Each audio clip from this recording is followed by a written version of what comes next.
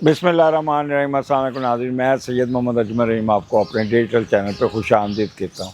Programme लेके आया हूँ, ये कोर्स कैसे शुरू होगा एस्ट्रोलॉजी का। आज मौसम बड़ा अच्छा था। हमजा ने कहा कि बाहर बादल आए हुए, काले स्याह घंघरूले बादल हैं, बारिश शदीद है। ये तीसरी दफ़ा कि चौथी दफ़ा हम कैमरा लेके बाहर आएँ तो बारिश शुरू हो जाती है। अब बल्कि हल्की वैसे फुहार पड़ रही है। तो मैं ये बताना चाह रहा हूँ कि अगले हफ्ते से हम एस्ट्रोलॉजी का कोर्स शुरू कर रहे हैं।